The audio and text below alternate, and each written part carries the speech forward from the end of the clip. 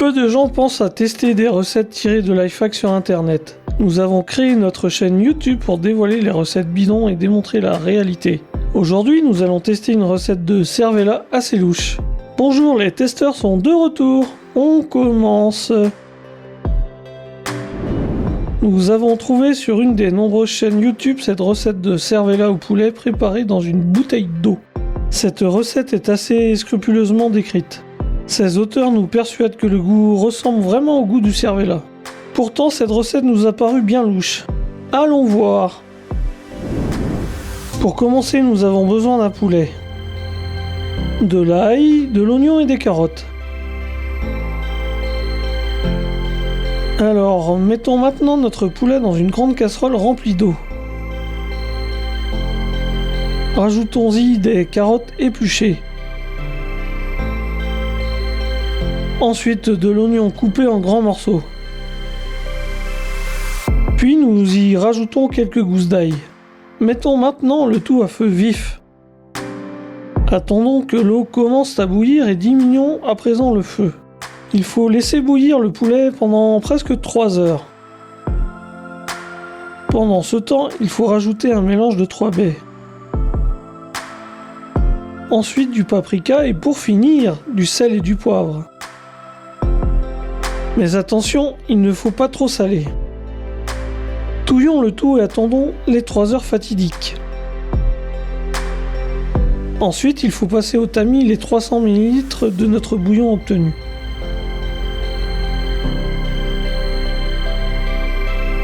Pendant qu'il est assez chaud, nous rajoutons une cuillère à soupe de gélatine. Mettons exactement la même quantité de gélatine que dans la vidéo de référence. Mélangeons le tout et laissons la gélatine gonfler à présent. Maintenant, sortons le poulet cuit et laissons-le refroidir. Ensuite, nous allons séparer la chair des os.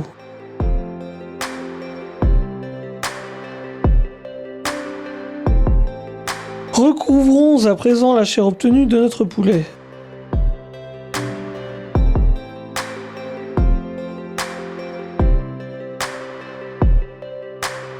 D'après la recette, nous devons y rajouter de la crème liquide à 35% de matière grasse. Maintenant, prenons de la betterave cuite et épluchons-la. Ensuite, il faut la râper puis la presser pour obtenir un jus de betterave. Maintenant, il faut la râper puis la presser pour obtenir un jus de betterave. Le jus obtenu sera utilisé comme colorant naturel pour notre cervella. Rajoutons ce jus dans notre préparation. Puis, en suivant la recette, on y rajoute plusieurs morceaux de gras de lard. Pour broyer le tout, nous aurons besoin d'un mixeur plongeant.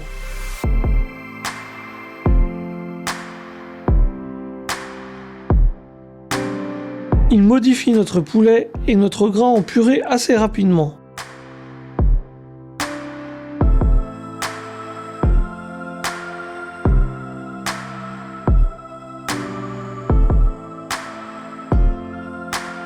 À présent, cette préparation ressemble plus à du pâté de par sa consistance et son odeur. Pour donner la forme du cervella à cette masse informe et liquide, il nous faut une bouteille en plastique aux parois régulières. Remplissons cette bouteille de notre pâté à l'aide d'un entonnoir.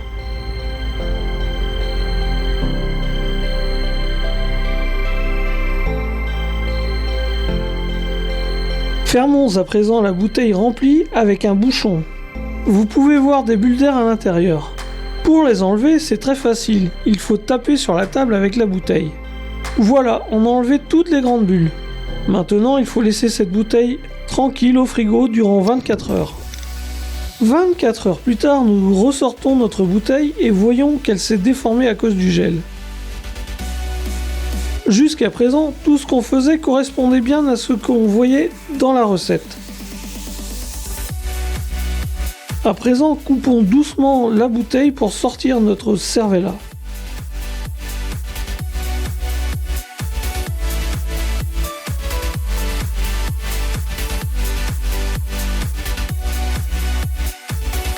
La préparation a été vraiment figée et a pris la forme de notre bouteille. Mais par contre, il n'est pas du tout possible de couper en fines tranches ce cervella. C'est pour cela que dans la vidéo de référence, nous pouvons voir des tranches assez grosses. En vrai, malgré l'apparence, ce n'est pas du tout un cervelas. Cela ressemble beaucoup plus à un pâté de poulet. Il en a la même consistance et la même odeur qui le caractérise. Bien sûr qu'il est comestible si l'on ne met pas trop de sel. Il a un goût de poulet cuit et pas du tout de cervelas. Aujourd'hui, nous avons encore une fois prouvé qu'il ne faut pas croire à tout ce que l'on voit sur internet. Pour ne pas se faire avoir la prochaine fois, abonnez-vous à notre chaîne. Nous ne montrons que la vérité. À très bientôt.